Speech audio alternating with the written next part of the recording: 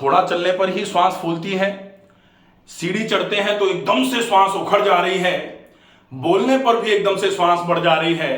Part 1 में हमने देखा कि इनके श्वास फूलने के ये कारण होते हैं, फेफड़े, पेट, हार्ट, कमजोरी, वजन।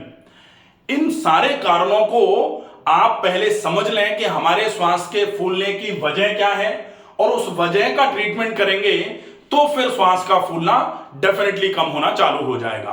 आजकल ये बहुत सामान्य रूप में देखे जाने वाली समस्या है। कोई भी अगर चल के आता है, थोड़ी सीढ़ियां 10 सीढ़ियां भी चढ़ के आएगा तो एकदम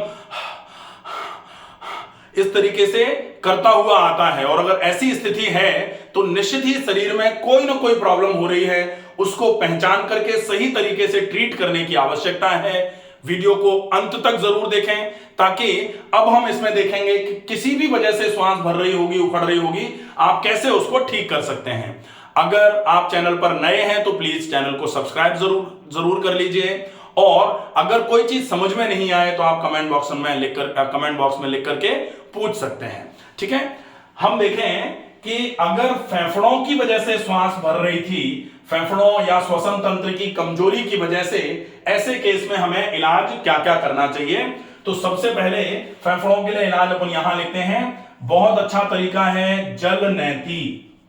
ये आपकी नाक को बिल्कुल साफ करने का काम करेगी। सलाइन वाटर से आप नमक वाले पानी से गुनगुने से नाक को अच्छे तरीके से धोते हैं, ये बहुत अच्छा प्रोसेस है। जल नैती बाय डॉक्टर रमाकांत शर्मा, पूरा वीडियो है, आप उसको अच्छे तरीके से देख करके समझ लीजिए। डेमो करके बताया हुआ है कैसे करना है और क्या और कैसे लाभ करेगा, ये भी उसमें पूरा बताया हुआ है। दूसरा होगा जल नैती के बाद सफेदे की भाप।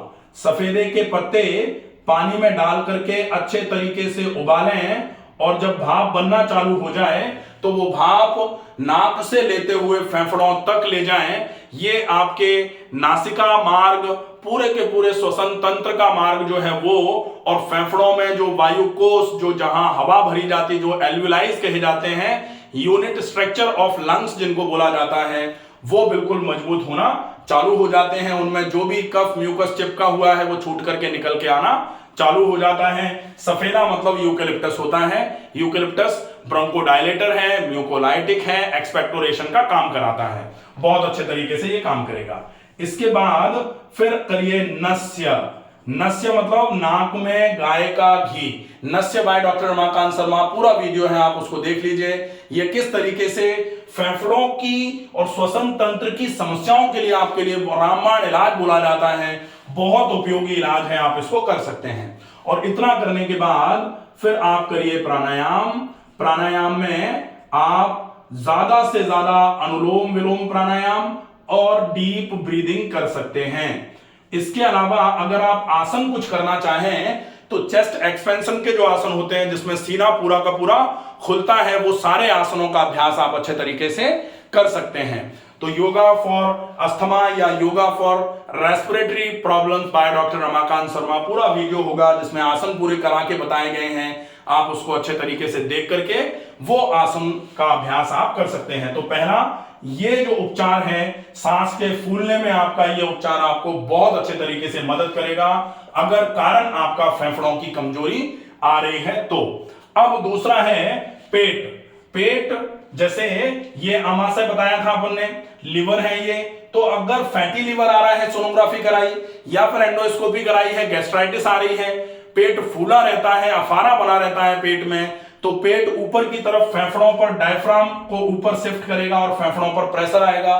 फेफड़े तो बिल्कुल ठीक थे, लेकिन पेट के फूलने की वजह से फेफड़े कंप्रोमाइज हो रहे हैं, जिसकी वजह से आप जैसे ही आगे झुकते हो, मतलब निकले हुए पेट को जब आप प्रेशर डालोगे तब आपके फेफड़ों पर ज्यादा प्रेशर पड़ जाएगा, और उसकी वजह से श्वसन की दर आपकी बढ़ जाएगी। अगर आपको बढ़ी हुई इस दर को खत्म करना है तो पेट को नरम और पेट को अंदर कराने की आवश्यकता लगेगी।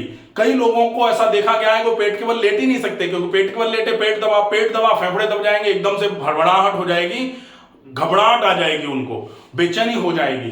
क्यों? क्योंकि पेट जैसे ही दबेगा, पेट ऐसे करके निकला हुआ है, ऐसे करके बैठे हैं, खड़े हैं, तब तक तो ठीक है, लेकिन जैसे ही पेट दबा प्रॉब्लम हो जाती है।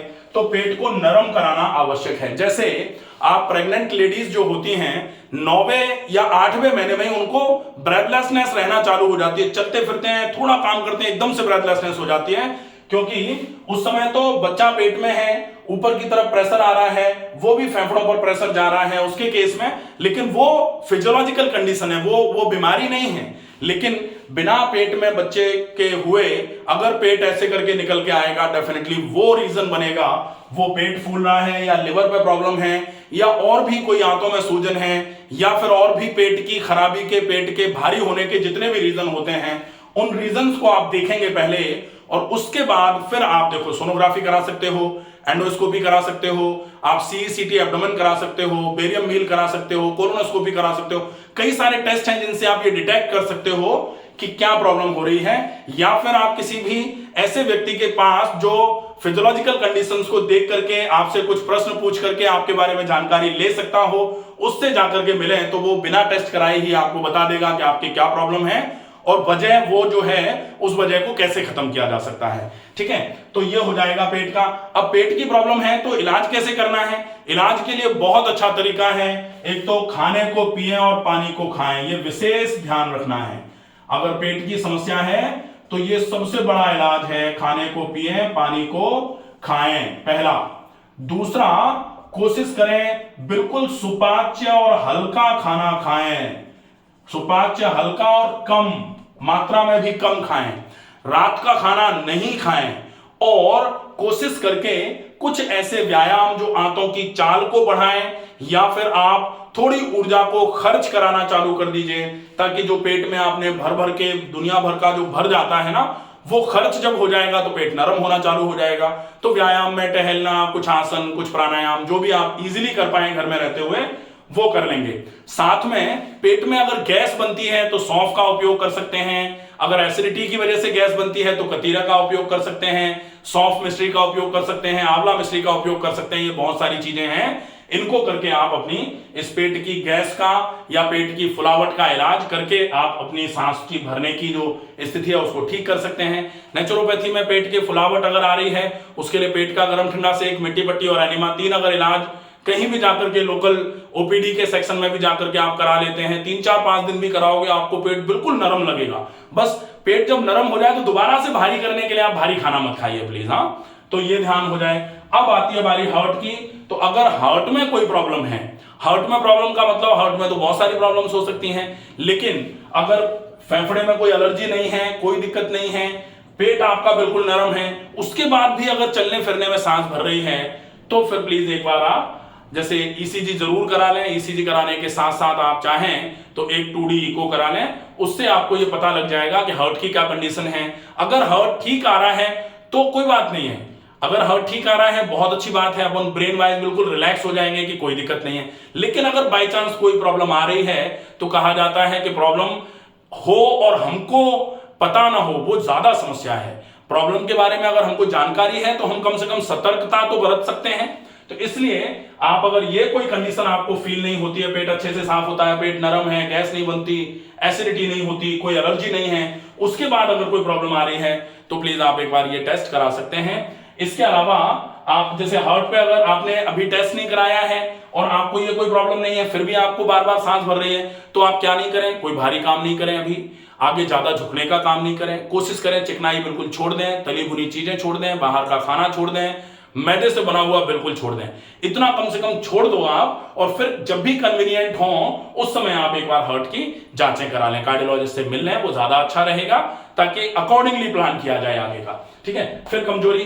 कमजोरी अगर है तो निश्चित ही कमजोरी तो सबको पता लगती है कि कमजोरी है, तो कमजोरी को दूर करने के लिए अच्छा खाना, लेकिन अच्छे खाने को कम मात्रा में खाना और उसको पचाने के लिए अच्छी मात्रा में व्यायाम करना, खूब सारा पानी पीना, ये धीरे धीरे करके कमजोरी को दूर कर दिया जाएगा। कमजोरी दूर हो जाएगी तो श्वसन की दर आपकी बिल्कुल नॉर्मल आना चालू हो जाएगी।